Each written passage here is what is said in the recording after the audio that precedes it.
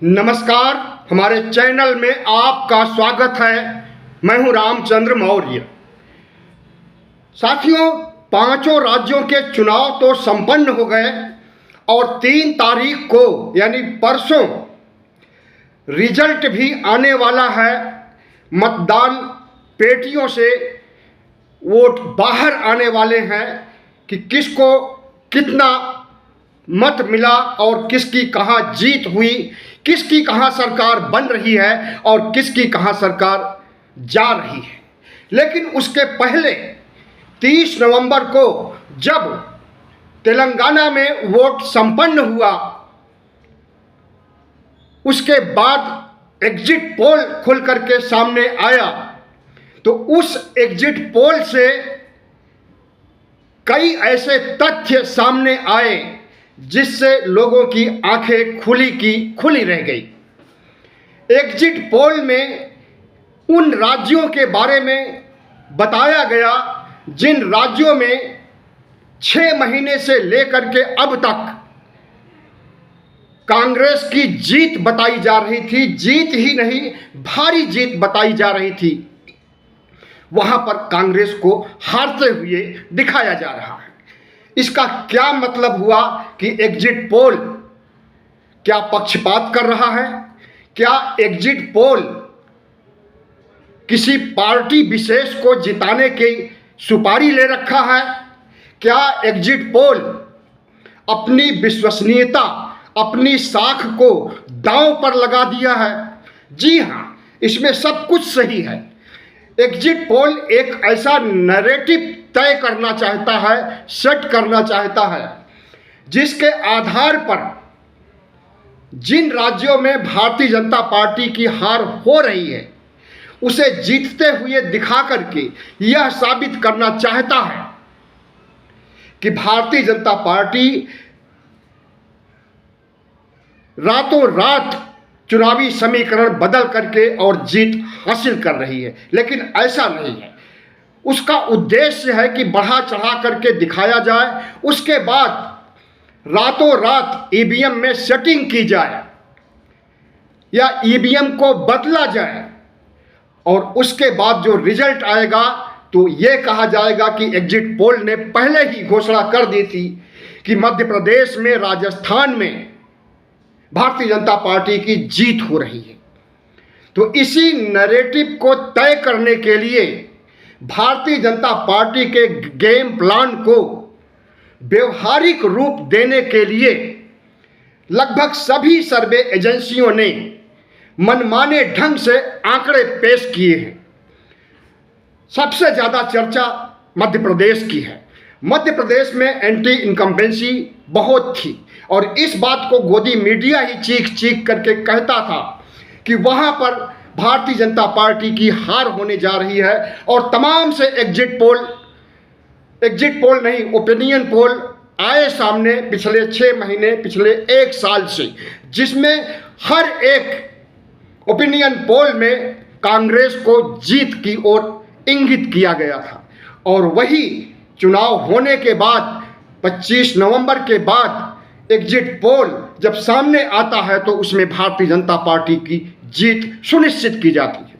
और उसमें India today, माई access जो कि आज तक की सर्वे एजेंसी है, न्यूज 24, चाणक्य, इंडिया टीवी, इन 4-5 सर्वे एजेंसियों ने कांग्रेस को हारते हुए और भारतीय जनता पार्टी को जीतते हुए दिखाया है। इंडिया टुडे, माई एक्सेस 140 से 120 सीटें तक भारतीय जनता पार्टी को दे रही है और कुल 230 सीटें हैं। न्यूज 24 151, चाणक्य 151 और इंडिया टीवी 140 से 159 सीटें दे रही है। और यही सर्वे एजेंसियां पहले भारतीय जनता पार्टी को नहीं, कांग्रेस को जिता रही थी ओपिनियन पोल के जरिए। अब सवाल उठता है कि ऐसा रातों रात कौन सा समीकरण भारतीय जनता पार्टी के पक्ष में बन गया जिससे ये सर्वे एजेंसियां उसे जीतते हुए दिखा रही हैं। तो उसके लिए यही कहा जा सकता है कि अमित शाह और नरेंद्र मोदी ने एक ऐसा नैरेटिव सेट करने के लिए सर्वे एजेंसियों को कहा कि तुम जीतते हुए दिखाओ और हम ईवीएम में सेटिंग करके या ईवीएम को बदल करके वाकई जीत लेंगे। ऐसी चर्चा पूरे मध्य प्रदेश में ही नहीं बल्कि पूरे देश में हो रही है।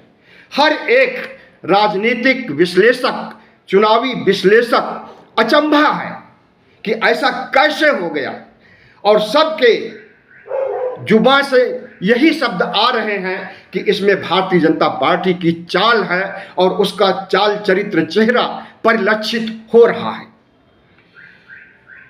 तेलंगाना में 30 नवंबर को चुनाव खत्म हुआ और लगभग 70% मतदान हुआ और वहां पर लगभग सभी सर्वे एजेंसियां कांग्रेस को जिता रही हैं। चुनाव प्रचार के दौरान भारतीय जनता पार्टी पूरी ताकत लगा दी कि हम तो चुनाव जीत नहीं सकते हैं, बीआरएस को क्यों न जिता दिया जाए, एमआईएम के ओवैसी को क्यों न एक साधन के रूप में इस्तेमाल किया जाए और बीआरएस की सरकार बन जाए। मोदी और शाह कतई नहीं चाहते थे कि तेलंगाना में कांग्रेस की सरकार बने, क्योंकि तेलंगाना में सरकार अगर कांग्रेस की बनती है तो उसका सबसे बड़ा श्रेय राहुल गांधी को और उनकी भारत जोड़ो यात्रा को दिया जाएगा और दक्षिण का दरवाजा बंद हो जाएगा भारतीय जनता पार्टी के लिए अगर वहां पर भारतीय जनता पार्टी अच्छा परफॉर्मेंस नहीं कर पाती है। तो इसलिए शाह और मोदी ने पूरी ताकत लगाई कि कांग्रेस को हरा दिया जाए, लेकिन कांग्रेस बड़ी मजबूती से, बड़ी शिद्दत से, बड़ी ताकत से चुनाव लड़ी और 7 गारंटियां दे करके वहां की जनता को मंत्रमुग्ध किया और इसी का परिणाम है कि सारी सर्वे एजेंसियां कांग्रेस को जीत की ओर चिन्हित कर रही हैं। मिजोरम में त्रिकोणीय संघर्ष हुआ है, मानना पड़ेगा। वहां की सत्तारूढ़ सरकार एमएनएफ की है और उसके मुख्यमंत्री जोरमथंगा हैं। जोरमथंगा की हार तो नहीं होने जा रही है, लेकिन जीत भी नहीं हो रही है और त्रिकोणीय संघर्ष में कोई भी पार्टी जीत के मुहाने पर खड़ी नहीं दिखाई दे रही है। कांग्रेस, जेडपीएम और एमएनएफ इन 3 के बीच लड़ाई है। भारतीय जनता पार्टी का कोई अस्तित्व नहीं है, कोई नाम लेवा नहीं है। मिजोरम में भारतीय जनता पार्टी 40 में से 23 सीटों पर चुनाव लड़ी है और चुनाव लड़ने के बाद या यूं कहें कि चुनाव प्रचार के दौरान कोई भी बड़ा नेता या छोटा नेता दिल्ली से नहीं गया चुनाव प्रचार करने के लिए। प्रधानमंत्री नरेंद्र मोदी, गृह मंत्री अमित शाह, कोई भी बड़ा या जेपी नड्डा या राजनाथ सिंह कोई भी नहीं गए, क्योंकि उन्हें डर था कि मिजोरम में मणिपुर की हवा चलती है और मणिपुर का कलंक फिर से तरोताजा हो जाएगा लोगों के जेहन में। तो मिजोरम का चुनाव तो हारेंगे ही, साथ ही लोकसभा चुनाव पर भी इसका असर पड़ सकता है।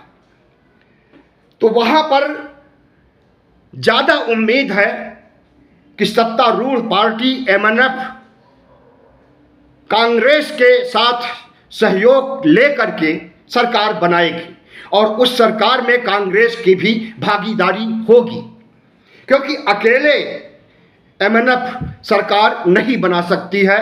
और वहाँ के जो चुनावी रिपोर्टर हैं, जो चुनावी एजेंसियां हैं, वहाँ के बारे में जो संदेश दे रही हैं, उससे यही लगता है कि भारतीय जनता पार्टी को एक भी सीट नहीं मिलने वाली है और पिछले 2018 के चुनाव में उसे एक सीट मिल गई थी, क्योंकि भारतीय जनता पार्टी पूर्वोत्तर में बदनाम हो चुकी है मणिपुर कलंक की वजह से।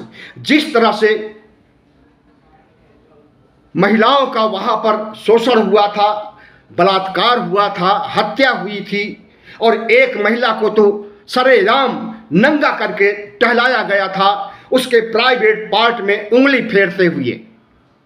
तो यह कलंक न सिर्फ मणिपुर के लिए है बल्कि पूरे पूर्वोत्तर के लिए है, पूरे पूर्वोत्तर के लिए ही नहीं, पूरे भारत के लिए। इसलिए प्रधानमंत्री नरेंद्र मोदी, शाह, राजनाथ, नड्डा कोई भी नहीं जा सके मणिपुर चुनाव प्रचार के लिए, तो वहां पर भारतीय जनता पार्टी की दाल गलने वाली नहीं है। अब रही बात मध्य प्रदेश की। मध्य प्रदेश में जो खेला हुआ है, अभी जो मैंने बताया कि 4 सर्वे एजेंसियों ने एक तरफा जीत दिखाई है भारतीय जनता पार्टी की, और इन्हीं एजेंसियों ने ओपिनियन पोल में कांग्रेस को जीतते हुए दिखाया था। कितना भ्रष्टाचार हुआ है, सत्यम से लेकर के, व्यापम से लेकर के पटवारी घोटाले तक एक लंबी श्रृंखला है भ्रष्टाचार की। महंगाई वहां पर जितना व्याप्त थी और जिस तरह से आदिवासियों को सताया जा रहा था भारतीय जनता पार्टी के द्वारा, आदिवासी के मुंह पर, उसके चेहरे पर पेशाब किया जा रहा था, दलितों के मुंह में मैला ठूसा जा रहा था, इस सब का उद्घाटन किया था राहुल गांधी ने चुनाव प्रचार के दौरान मध्य प्रदेश में। और जितने भी वहां पर घोटाले हुए हैं उनका भी उल्लेख किया गया था। और जिस तरह से कर्नाटक की सरकार को 40% कमीशन की सरकार कहा गया था, उसी तरह से शिवराज सिंह उर्फ मामा को 50% कमीशन वाला घोटालेबाज ठहराया गया था। तो जाहिर है कि राजस्थान में मामा को राज करते हुए 18 साल हो चुके हैं, और 2018 में जब चुनाव होता है तो भारतीय जनता पार्टी की हार होती है, कांग्रेस की जीत होती है। लेकिन जीत बहुत बड़ी नहीं थी, मार्जिन पर था, और सरकार बनाई थी और लगभग 1.5 महीने सरकार चली भी थी। उसके बाद ऑपरेशन लोटस करके ज्योतिरादित्य सिंधिया को अपने खेमे में करके जिस तरह से सरकार बनाई थी उसे आप अच्छी तरह से समझ रहे होंगे, देख रहे होंगे। तो एंटी इनकम्बेंसी भी मध्य प्रदेश में बहुत थी, और एकाएक रातों रात 4 एजेंसियां वहां पर भारतीय जनता पार्टी की सरकार बना रही हैं। तो जो मैंने पहले कहा था, यह सब भारतीय जनता पार्टी के आला कमान के इशारे पर किया गया है, और ऐसा इसलिए किया गया है ताकि ईवीएम को बदला जा सके और ईवीएम में छेड़छाड़ करके भारतीय जनता पार्टी को जिताया जा सके। और जब भारतीय जनता पार्टी जीत जाए तो यह दावा ठोका जाए कि एजेंसियां, सर्वे एजेंसियां तो चीख चीख करके कह रही थी कि भारतीय जनता पार्टी की सरकार बन रही है। राजस्थान पर आते हैं। अब राजस्थान में कड़ी टक्कर मानी जा रही थी और इलेक्शन के दिन तक कड़ी टक्कर मानी गई है। लेकिन राजस्थान में जिस तरह से सर्वे एजेंसियां अशोक गहलोत की सरकार को, कांग्रेस की सरकार को हार की ओर चिन्हित कर रही हैं, लेकिन कुछ बड़ी एजेंसियां भी हैं जो कि राजस्थान में अशोक गहलोत की वापसी या अशोक गहलोत की सरकार फिर से बनाए जाने की भविष्यवाणी की है। उसमें इंडिया टुडे, माई एक्सेस, आज तक का जो एग्जिट पोल है, यह बहुत ही सटीक माना जाता है, और यह माना जाता है कि इसका स्ट्राइक रेट 94 है। 94 स्ट्राइक रेट होने का मतलब कि इसकी भविष्यवाणी में सच हो सकता है। हालांकि यही मध्य प्रदेश में भी घोषणा की थी बीजेपी की सरकार बनाने के लिए, लेकिन राजस्थान में सिर्फ यही नहीं बल्कि और 3 एजेंसियां हैं जो कि अशोक गहलोत को फिर से मुख्यमंत्री बनाए जाने की बात कह रही हैं। और इतना ही नहीं बल्कि ओपिनियन पोल के दौरान मध्य प्रदेश के 58% जनता ने फिर से अशोक गहलोत को मुख्यमंत्री बनाने की बात कही थी। और अशोक गहलोत की जो 7 गारंटियां हैं, यह जुबानी नहीं है, यह सिर्फ संकल्प पत्र या घोषणा पत्र की देन नहीं है, बल्कि 1 साल पहले से 5 गारंटियां लागू हो चुकी हैं और इसका फायदा राजस्थान की जनता उठा चुकी है। इसके साथ ही प्रधानमंत्री नरेंद्र मोदी ने भी गारंटियां दी हैं और उसे मोदी की गारंटी के नाम से चिन्हित किया है। लेकिन मोदी की गारंटी पर जनता को विश्वास नहीं है, क्योंकि मोदी जी के जितने जुमले, जितने झूठ सामने आए हैं, उस पर राजस्थान की जनता विश्वास नहीं कर सकती है। राजस्थान ही नहीं, पूरे देश की जनता विश्वास नहीं कर सकती है। हर बच्चा जानता है कि प्रधानमंत्री नरेंद्र मोदी जुमलेबाज हैं, झूठ बोलते हैं।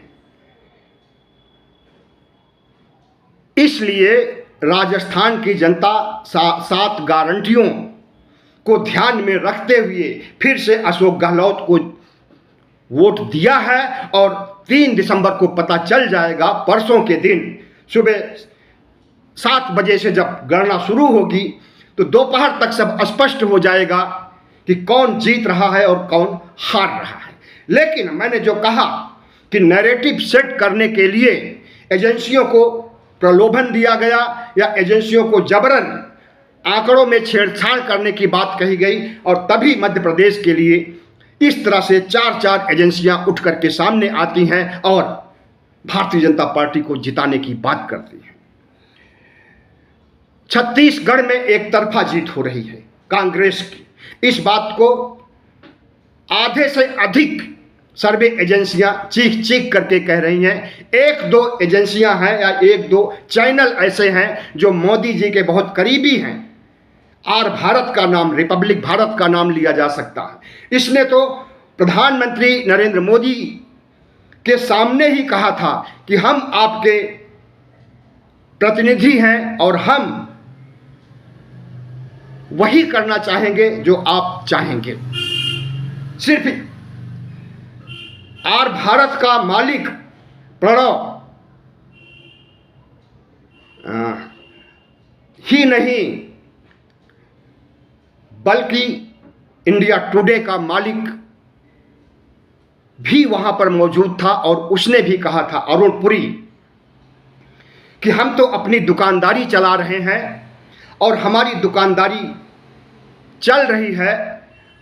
प्रधानमंत्री नरेंद्र मोदी कहते हैं आज से हम आपकी दुकानदारी चलाएंगे। कुछ समय पहले की बात है, ये वीडियो लीक हुआ था। तो छत्तीसगढ़ में 90 सीटें हैं और उम्मीद है कि 50 से 55 सीट तक कांग्रेस को मिल सकती है। भारतीय जनता पार्टी की हार पक्का है, निश्चित है। भारतीय जनता पार्टी लगभग 5 राज्यों में हारने जा रही है, हार के कगार पर है।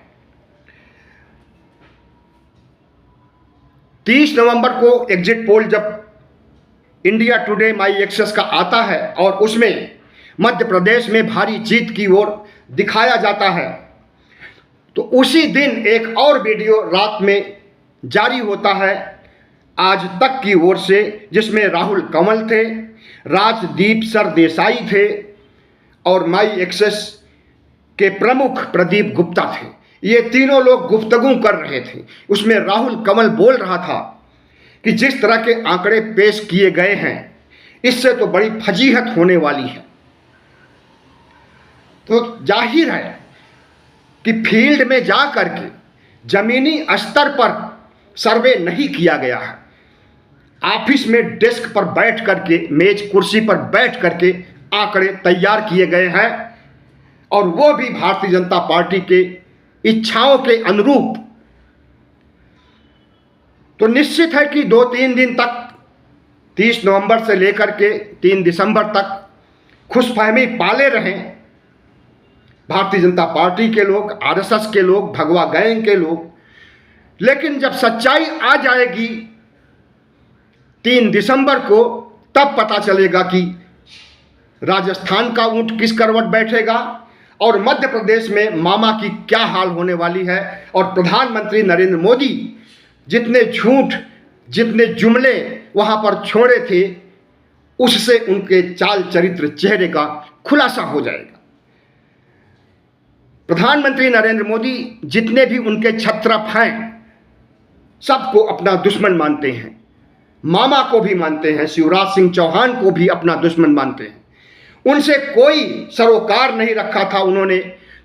ऐन वक्त तक, चुनाव के एक सप्ताह पहले उनका फोटो अखबारों में आने लगा, मीडिया में आने लगा, प्रधानमंत्री के साथ उसके पहले कभी भी नहीं आया और उन्हें मुख्यमंत्री पद का चेहरा भी नहीं बनाया गया। इसी तरह छत्तीसगढ़ में डॉक्टर रमन सिंह का यही हाल हुआ।